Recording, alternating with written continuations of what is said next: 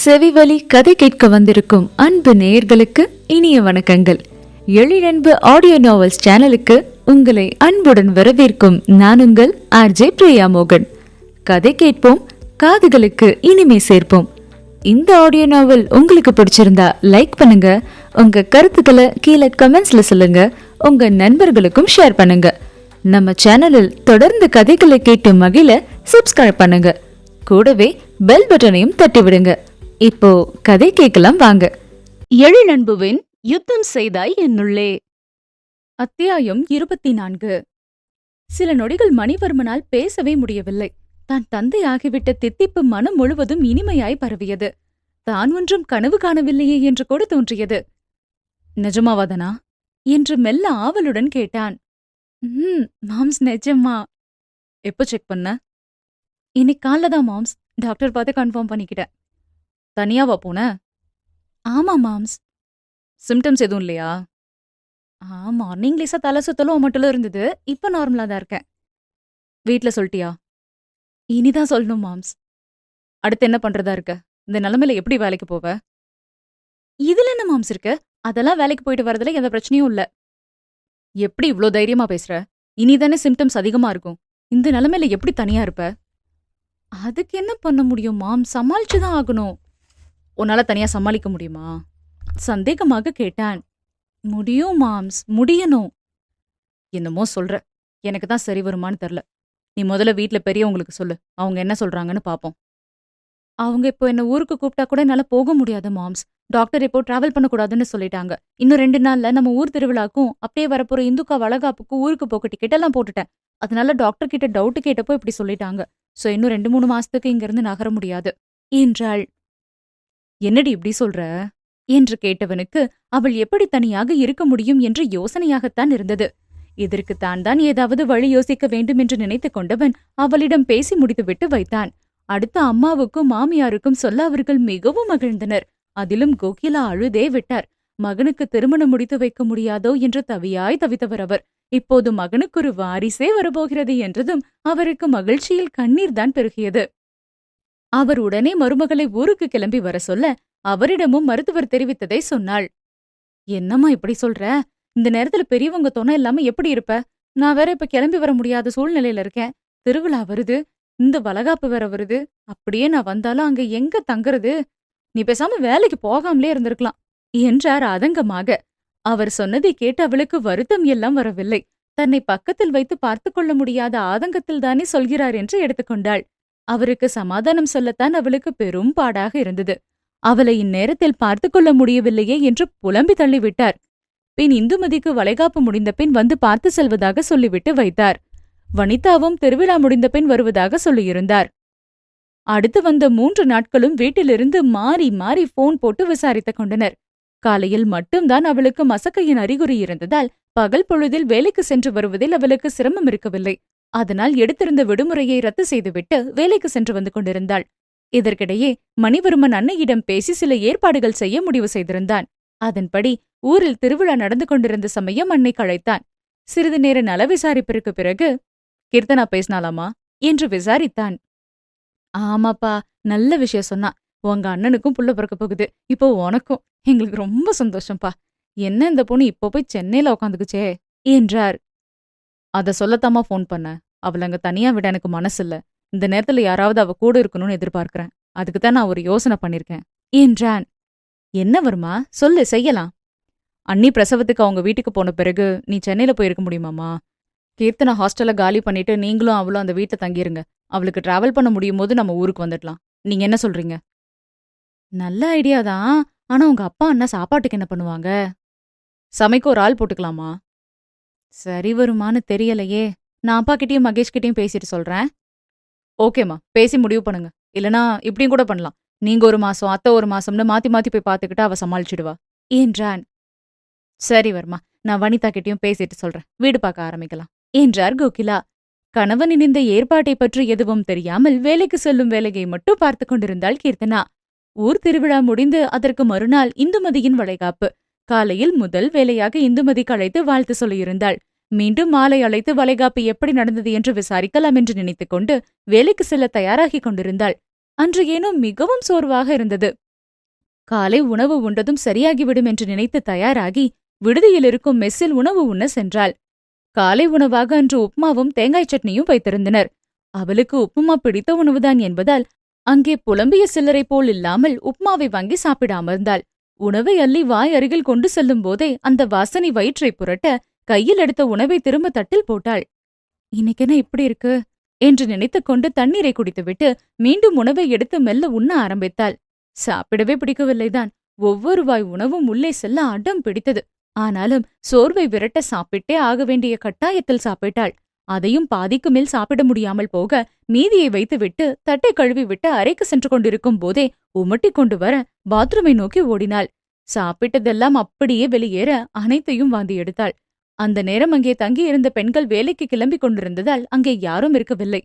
வாந்தி ஒரு முறை வந்ததுடன் நிற்காமல் மீண்டும் மீண்டும் வர உடலில் சக்தி இல்லாமல் தலையை சுற்றி கொண்டு வந்தது. தளர்ந்து அப்படியே சுவற்றை பிடித்துக்கொண்டு நின்றுவிட்டாள் கீர்த்தனா. சற்று நேரத்தில் வாந்தி நிற்பது போல இருக்க முகத்தை கழுவிக்கொண்டு மெல்ல அறைக்கு வந்து சேர்ந்தாள். வாந்தியும் தலை சுற்றலுமாக இருக்க வேலைக்கு கிளம்ப முடியும் போல் தோன்றவில்லை. கட்டிலில் தளர்ந்து படுத்துவிட்டாள். படுத்தவள்தான் சோர்வில் அப்படியே உறங்கிவிட்டிருந்தாள். வெகு நேரம் சென்று யாரோ கதவை தட்டும் சத்தம் கேட்டுத்தான் கண் விழித்தாள். நேரத்தை பார்க்க மதியம் 2 மணி ஆகியிருந்தது.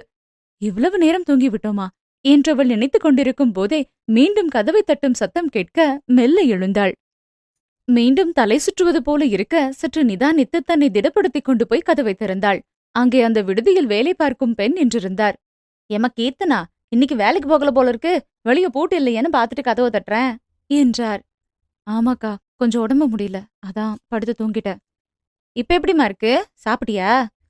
இல்லக்கா, இனிதான் என்ன செய்யணும்னு பாக்கணும். முகமே வாடி போய் கிடக்கேம்மா, துட்டு வேணும்னா கொடு, வெளியே போய் ஏதாவது வாங்கிட்டு வந்துடுறேன் சாப்பிட என்று உதவ முன்வர, தேங்க்ஸ்கா என்றவள் பணம் எடுத்துக் கொடுத்தாள். அவர் சென்றதும் மீண்டும் வந்து படுத்துக்கொண்டாள். சிறிது நேரத்தில் மதிய உணவை வாங்கி வந்த அந்த பெண்மணி கொடுத்து விட்டு செல்ல பார்சலை பிரித்தாள். காலி வயிறு உணவு கேட்டு கூப்பாடு போட்டது. ஆனால் சாப்பாட்டை பார்த்தாலே எங்கே மீண்டும் வாந்தி வந்து விடுமோ என்று பயமாக இருந்தது. இருந்தாலும் வயிற்றில் இருக்கும் பிள்ளைக்கு உணவு கொடுத்தே தீர வேண்டுமே என்று சகித்துக் கொண்டு உணவை அள்ளி வாயில் போட்டாள். சாப்பிட்டு முடித்ததும் மீண்டும் வாந்தி வர பாத்ரூம் சென்று வாந்தி எடுத்துவிட்டு வந்தாள். அப்போது மட்டும் இல்லாமல் இரவும் அதே நடக்க உள்ளே செல்லும் உணவு எல்லாம் அப்படியே வெளியேறினால் உடலில் எப்படி வலு இருக்கும்? மிகவுமே சோர்ந்து போனாள். உடலில் வலு குறையவும் மனதையும் அது தாக்கியது. பலவீனமாக உணர்ந்தாள். கணவனின் கைகளுக்குள் சுருண்டு படுத்துக் கொள்ள மாட்டோமா? தன் தலையை அவன் இதமாக வருடிவிட மாட்டானா என்று மனம் ஏங்கியது. தனது ஏக்கத்தை தீர்த்து வைக்க கணவன் அருகில் இல்லை என்று மனம் விரும்பினாலும் இது தான் தேடிக்கொண்ட வாழ்க்கை, இப்படி தன்னிறக்கம் கொள்ளக்கூடாது என்று தன்னையே தேற்றிக்கொள்ளவும் முயன்றாள். முயற்சிக்கு வெற்றி எப்போதும் உடனே கிடைத்து விடுவதில்லை. விடாமுயற்சி மட்டுமே ஒரு நாள் வெற்றியை தேடித் தரும் என்ற எண்ணத்தை மட்டும் பற்றிக் கொண்டாள். கணவனை நினைத்தபடி அவள் சோர்ந்து படுத்து கிடந்தபோது அவளின் அலைபேசி அழைத்தது. எடுத்து பார்த்தவளின் கண்கள் விரிந்தன. அவளின் கணவன்தான் அழைத்துக் கொண்டிருந்தான். ஆனால் இது அவன் அழைக்கும் நாள் இல்லை என்பதால் அவளுக்கு வியப்பு. வேகமாக அழைப்பை ஏற்று, மாம்ஸ், என்ன இன்னைக்கு போன என்று அவளாக கேட்டாள். என்னத்தான் அவள் ஆவலை காட்ட முயன்றாலும் அவளின் சோர்வும் சேர்ந்தே ஒட்டிக்கொண்டுதான் இருந்தது. என்ன ஒரு மாதிரி பேசுற, எப்படி இருக்க நீ என்று விசாரித்தான். அவன் தன்னை உடனே கண்டு கொண்டது மனதிற்கு இதமாக இருந்தது. இருந்தாலும் தன் உடல்நிலையை சொன்னால் வருந்துவான் என்று நினைத்து குரலில் உற்சாகத்தை வரவழைத்துக் கொண்டு, நான் எப்பவும் போலதான் பேசுறேன் மாம்ஸ், நான் நல்லாதான் இருக்கேன், நீங்க எப்படி இருக்கீங்க என்று கேட்டாள். தனா, என்ன கேட்கறது இருக்கட்டும், நீ முதல்ல உனக்கு என்ன செய்துன்னு சொல்லு. நீ சொல்ற மாம்ஸுங்கிற ஒத்த வார்த்தையிலே நீ சந்தோஷமா இருக்கியா, வருத்தமா இருக்கியா, கவலையா இருக்கியான்னு என்னால சொல்ல முடியும். இப்ப நீ ரொம்ப டல்லா இருக்கேன்னு எனக்கு புரியுது. இப்ப உண்மையை சொல்ல போறியா இல்லையா என்று அதட்டினான். மாம்ஸ் என்றால் பலவித உணர்வுகளை கலந்து. தங்கள் ஒன்றாய் வாழ்ந்தது 3 நாட்கள்தான் என்றாலும் கணவன் தன்னை இவ்வளவு தூரம் புரிந்து வைத்திருப்பது அவளின் கண்களை கசிய வைத்தது. சொல்லுடி என்றான்.